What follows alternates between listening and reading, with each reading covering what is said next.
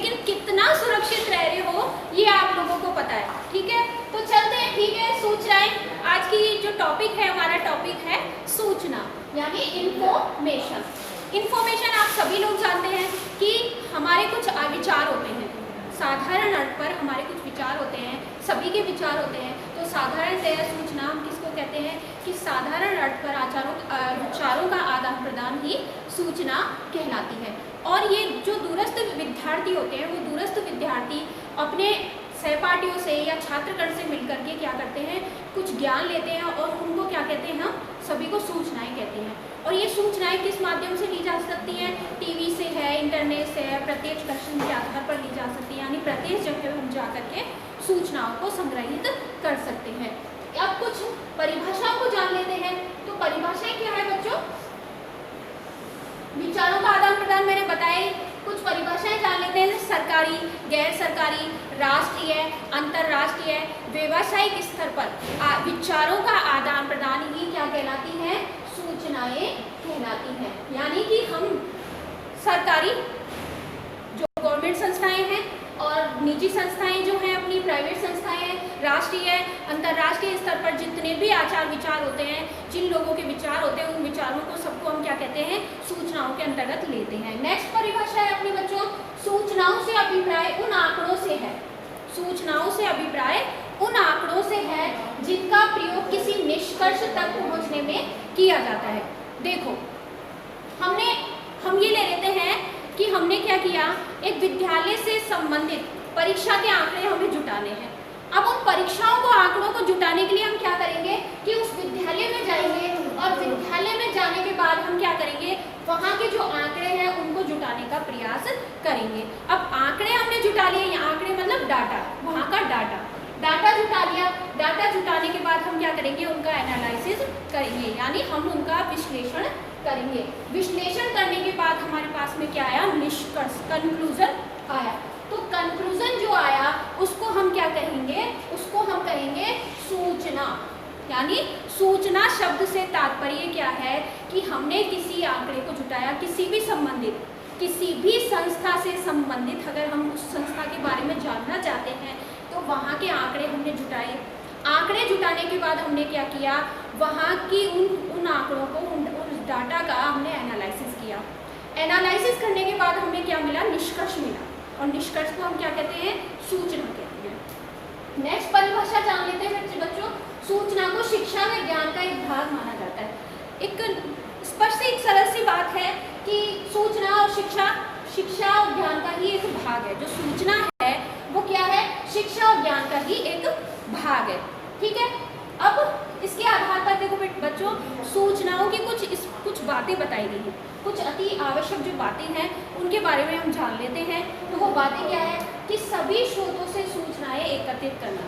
देखो, इंटरनेट के माध्यम से प्रत्येक जानकारी ले सकते हैं हम, प्रत्येक जाकर के हम ले सकते हैं। जैसे कुआं, बावड़ी, तालाब, संग्रहालय वगैरह में जाकर के हम क्या करते हैं, वहाँ से सूचनाएं एकत्रित करते हैं। यानी ऐतिहासिक पृष्ठभूमि को जानने के लिए हम वहाँ स्वयं जाकर के वहाँ की जानकारियाँ लेते हैं। तो उनको हम क्या कहते हैं? उनको हम सब सूचनाएं कहते हैं।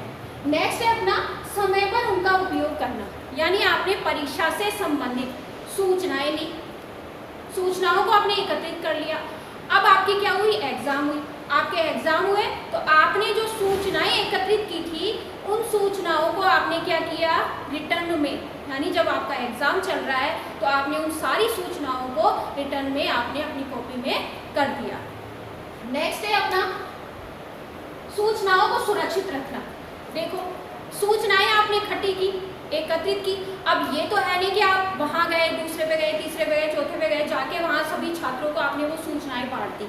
नहीं, जब तक आप उन सूचनाओं को सुरक्षित रखते हैं तभी जाकर के उन सूचनाओं का उपयोग भी आप कर रहे हैं। तो यानी जो सूचनाएं आपने प्राप्त की उनको आपको सुरक्षित भी रखना है। ठीक है, नेक्स्ट है अपना सूचनाओं का विश्वसनीय वेद होना। अब देखो, आपने जो सूचनाएं एकत्रित की, जिनको आप सुरक्षित रख रहे हो, वो सूचनाएं क्या विश्वसनीय या वैध है? नहीं पता। तो आप क्या करोगे?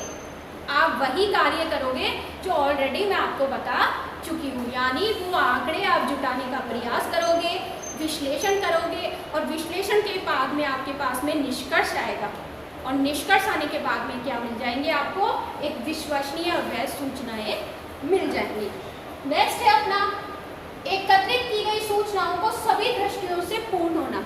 जो भी आपने सूचनाएं एकत्रित की है, क्या वो जितने भी अधिकारी गण हैं, यानी अधिकारी जितने भी हैं, उच्च स्तर से लेकर के मध्यम स्तर से मध्यम पे फिर निम्न स्तर पर जितनी भी सूचनाएं, क्या वो वहां तक आई हैं, उन सभी दृष्टिकोणों के आधार पर वे सूचनाएं क्या सुरक्षित हैं, क्या वे वहां से निकलकर जब आई हैं तो उनमें वो विश्वसनीय है या नहीं है।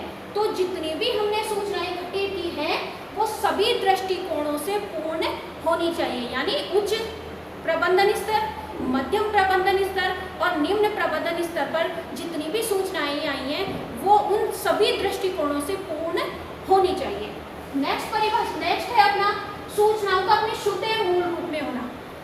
अब देखो बच्चों, उच्च स्तर से भी आई, मध्यम स्तर से भी आई और निम्न स्तर से भी आई। एक एग्जाम्पल देती हूँ, आज ही हुआ है मेरे साथ में कि आज क्या हुआ कि मैं घर से निकली, घर से निकलते ही मेन रोड में किसी गाड़ी से टच हो गई। ये क्या हुआ, सूचना हमारे पास क्या हुआ, मूल रूप में सूचना है। लेकिन मैं इसी को कुछ मिर्च मसाला लगाकर अगर आपको बताऊं तो कितना अच्छा लगेगा, लेकिन वो सूचना क्या होगी, शुद्ध रूप में नहीं होगी। अब मैं आपको बताती हूँ कि मैं वहाँ अपने घर से निकली, मेरी गाड़ी बहुत अच्छे से बढ़िया तरीके से चल रही थी और मैंने जाके एक मोटरसाइकिल में क्या कर दी, गाड़ी को ठोक दिया। और मोटरसाइकिल वाले की गलती थी, मेरी कोई गलती नहीं थी, मोटरसाइकिल वाले की गलती थी। उसने उतरी, मैं गाड़ी से उतरी, उसको वहीं पे मैंने मारपीट कर दी।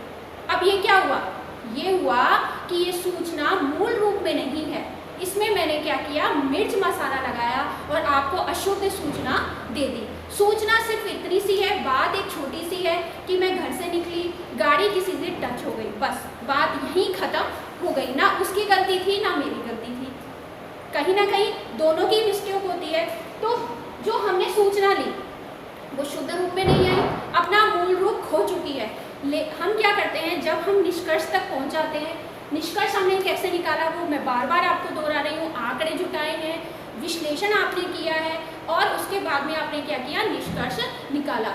तब निष्कर्ष निकाल दिया तो जो सूचनाएं हमारे पास में आई वो क्या आई, शुद्ध और मूल रूप में।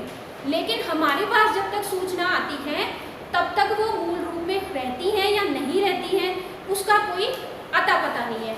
वो हम लोग जब तक विश्लेषण नहीं कर लेते हैं तब तक वो हमारे पास में मूल रूप से नहीं आ सकती है। तो यहीं पे मैं इस टॉपिक को समाप्त करती हूँ। बच्चों, क्वेश्चन आंसर का जो मैटर है वो हम एक जैसे 2 वीडियो बनाए या 4-5 वीडियो मैंने आपको बना दिए, उसके बाद में मैं क्वेश्चन आपको पूछा करूँगी। तो यहीं पे मैं अपना टॉपिक समाप्त करती हूँ। हैप्पी